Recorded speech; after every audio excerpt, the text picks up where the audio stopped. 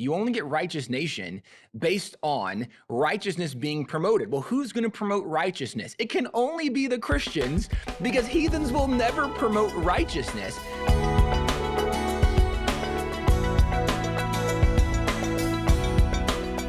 We were talking about just how we got to where we are today in our culture. And so much of it has to do with education in our school system and taking the 10 Commandments out, taking God out of schools.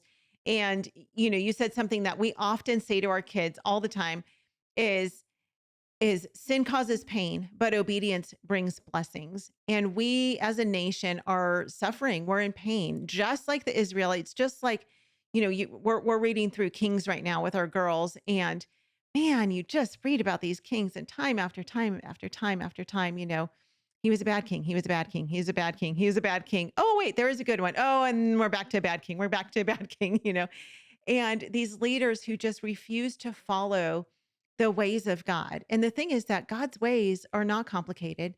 They're not difficult, but they go against our sinful nature as human beings. And so we've done that as a culture. And so how do we, because we discussed, we're homeschool families. And so for the most part, I think we want to stay in our comfortable bubble of church and homeschooling and co-ops and our safe place, right?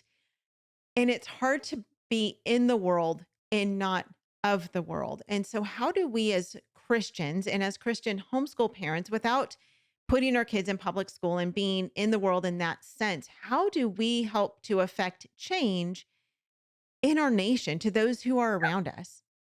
This is such an important question. It's something that obviously has to be navigated with wisdom and discernment, as well as intentionality, because all of us, we want America to do better. We want America to be better. And if we read the Bible, very clearly, Proverbs tells us that righteousness exalteth a nation, but sin is a reproach to any people. If our nation would just be righteous, we could be exalted, right? We could enjoy God's blessings. But this is where often we have a disconnect.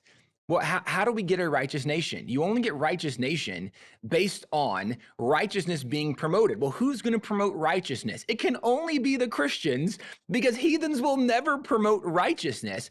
And the more that we disengage, the more that we say, hey, we're just going to stay in our lane, right?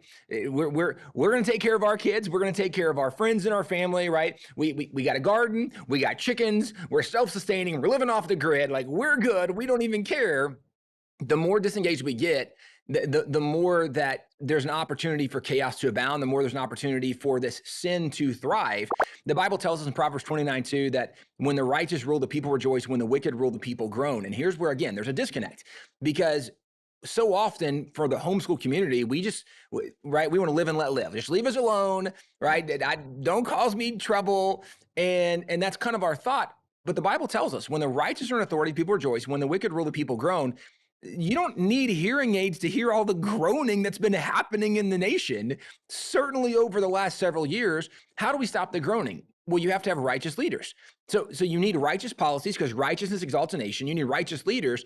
And this can only happen if Christians once again start getting engaged in the process and navigating that, right? Obviously, homeschool families, we are consumed with raising our kids and raising our families. And this is where we need to be discerning and strategic and intentional about how we're navigating this. Because if all of our time is consumed on our family, which I'm not downplaying, spend time with your family.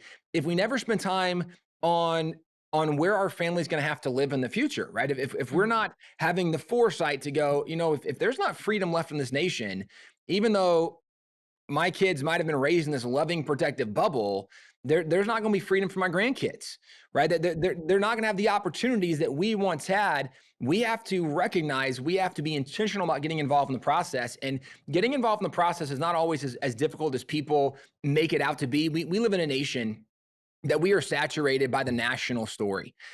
People that have paid attention on social media, we've heard about some of shootings that have happened recently. We've heard about issues with the border and with the ending of Title 42 and this flow of migrants. And we hear national stories. We hear about what's happening in Washington, D.C., or the lack thereof. When in California, we hear national news. And when we hear national news, it oftentimes has an impact of making us feel a little paralyzed. we're overwhelmed because I can't fix all these. I cannot fix the border problem by myself. I can't fix Washington D.C. by myself, right? I can't fix what's happening in California and San Francisco, and I can't stop all these trans drag shows by myself. What am I gonna do? And this is something I think at times is maybe even part of the enemy's, the devil's strategy, is to make us feel overwhelmed so we don't get engaged and involved in the process. Our organization, we're called WallBuilders, and we take the name from the Bible book of Nehemiah intentionally. Nehemiah was the one that was part of the Babylonian captivity, and then God called him to go rebuild the walls of Jerusalem. And when he went back to rebuild the walls of Jerusalem, people said, man, there's no way you can do that. There's no way this can be done. It's too big. The project's too much. You don't have the resources, the tools. And Nehemiah just said, hey, I'm just calling the whosoever wills, right? Whoever will come live with me inside the city, and then let's work together and let's rebuild the city. They were told it couldn't be done, and in 52 days they rebuilt the city, but part of how they did it becomes important for the strategy.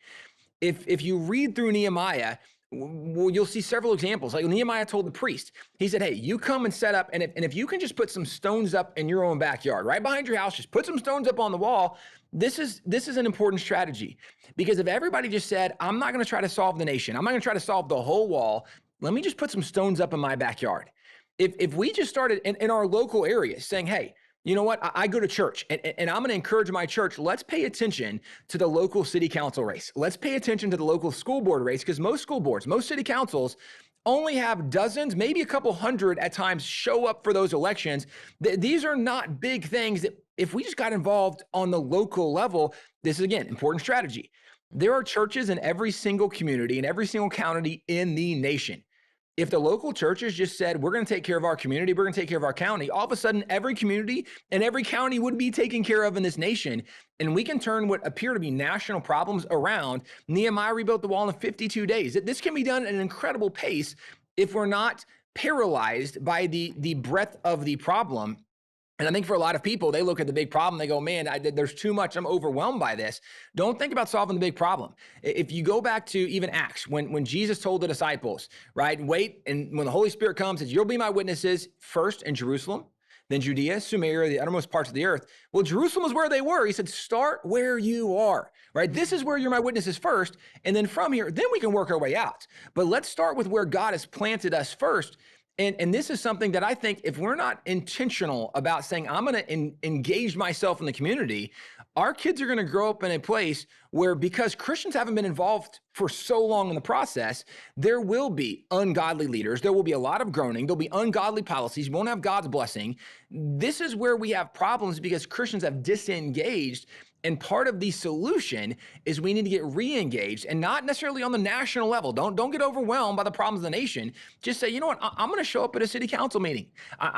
Most people couldn't even tell you who the school board members, who the city council members are in their own community. We have no idea because we've never gotten involved locally. We should start saying, I'm gonna try to make a difference where God has planted me on the local level. I'm gonna try to get my church to get involved locally, because if we got involved locally, and think about it, if you were able to get some of the deacons, some of the elders from your church on the school board, on the city council, maybe would there be some different policies? Might there be more godliness and righteousness right in the midst of COVID, when you had mayors shutting down cities saying churches couldn't meet anymore? If that city council was made up of your church members, do you think they would have said, no, it's okay for us to have church, right? Like that could have been very different policies if we would have had godly people in those positions. And we need to start focusing on the local level and stop being overwhelmed by the national problems.